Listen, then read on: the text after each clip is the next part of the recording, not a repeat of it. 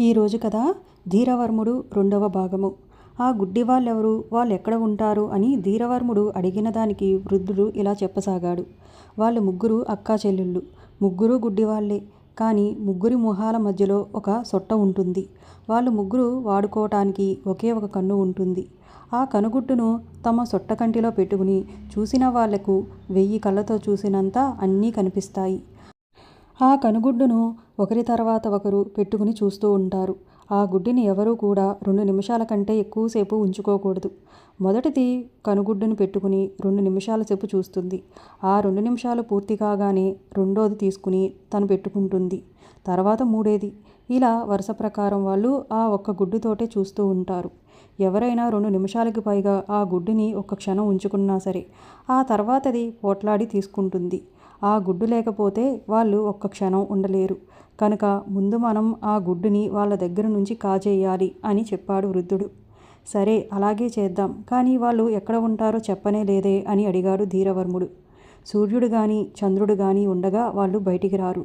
సాయంత్రం కనుమసక చీకటి వేళ వాళ్ళు బయటికి వచ్చి ఆ కనుగుడ్డు పెట్టుకుని చూసి ఎవరైనా మనుషులు కనిపిస్తే వాళ్ళని పీక్కుని తిని చంద్రుడు ఉదయించే వేళకి మళ్ళీ మాయమవుతారు అని చెప్పాడు వృద్ధుడు. ఇదంతా చెప్పేసరికి అప్పుడే సూర్యుడు అస్తమించాడు. చీకటి పడసాగింది. మరి కాసేపటికి వాళ్ళు ఒక పెద్ద ఎడారి లాంటి చోటికి వచ్చారు. అక్కడ చిన్న చిన్న తుప్పలు దుబ్బలు తప్పితే మరేమీ లేవు. ఇప్పుడే ఈ చోటికే ఆ ముగ్గురి గుడ్డివాళ్ళు వచ్చేది. మనం చాలా జాగ్రత్తగా ఉండాలి అని వృద్ధుడు అంటూ ఉండగానే దూరాన ఎక్కడో అడుగుల చప్పుడు వినిపించింది. ఆ చప్పుడు చెవిన పడగానే వాళ్ళిద్దరూ ఒక పొదచాటున దాక్కున్నారు. ఇంతలో ఆ ముగ్గురు గుడ్డివాళ్ళు అక్కడికి వచ్చి చేరుకున్నారు. వృద్ధుడు చెప్పినట్లు వాళ్ళు ముగ్గురు గుడ్డివాళ్లే. ఇప్పుడు మధ్యలో ఉన్న గుడ్డిది కనుగుడ్డు తన కన్ను సొట్టలో పెట్టుకుంది. ఇంతలో మూడో గుడ్డిది అక్కా అక్కా 2 నిమిషాలు అయిపోయింది, ఇప్పుడు నా వంతు అంది. నాకు మాత్రం తెలియదా ఇప్పుడు నీ వంతు అని? కానీ ఆ పొదల వెనకాల ఎవరో ఉన్నట్లుగా ఉంది. అదేమిటో చూసిస్తాను అంది మధ్యది. ఓహో, నువ్వే చూడాలా ఏమిటి? నేను మాత్రం చూడలేనా? నా వంతు కనుక నాకివ్వు, నేను చూసి చెప్తాను అంది మూడోది. ఈ వాదన జరిగేసరికి మూడోదాని వంతు 2 నిమిషాలు కూడా పూర్తయి మళ్ళీ మొదటిదాని వంతొచ్చింది.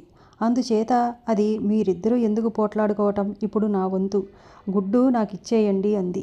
ఇది వినేసరికి గుడ్డు పెట్టుకుని ఉన్న మధ్యదానికి చాలా కోపం వచ్చింది.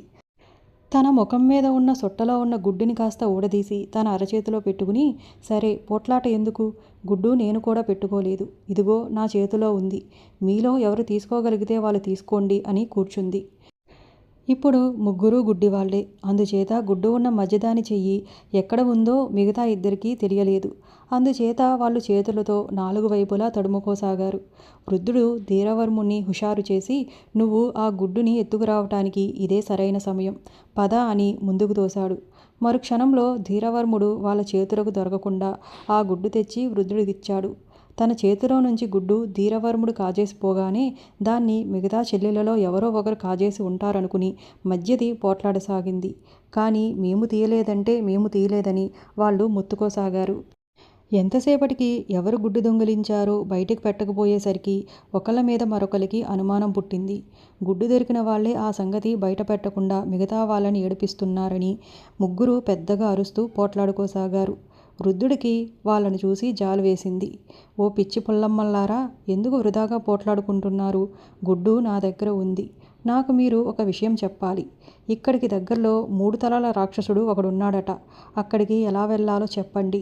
ఈ రహస్యం చెబితే గాని మీ గుడ్డుని మీకు తిరిగి ఇవ్వను అన్నాడు. ఎవరు బాబు నువ్వు? గుడ్డు కాజేసి పైగా 3 తలల రాక్షసుడు అంటున్నావు. మాకు ఏ రాక్షసుడి సంగతి తెలియదు. మా గుడ్డు మాకిచ్చి నీ దారిన నువ్వు పో అన్నారు ఆ గుడ్డివాళ్ళు. అదేమీ కుదరదు. వాడు ఎక్కడ ఉండేది మీకు తెలుసు. తెలియదని మొండికేస్తే ఇక మీ కర్మ, గుడ్డుతో సహా మా దారిన మేం పోతామని బెదిరించాడు వృద్ధుడు. అయ్యో, అసలే ముసలివాళ్ళం, మాకేమీ తెలియదని ఏడుస్తుంటే ఈయనెవరో కన్నెత్తుకుపోతానని బెదిరిస్తాడేమిటి అంది మొదటి ముసలిది. అలాగే బెదిరిస్తాడులే, చూద్దాం కన్ను ఎలా ఎత్తుకుపోతాడో అంది మధ్యది. ఇంతకీ ఆ రహస్యం గుడ్డివాళ్ళు బయట పెట్టారో లేదో రేపు చందమామ కథలులో విందాము.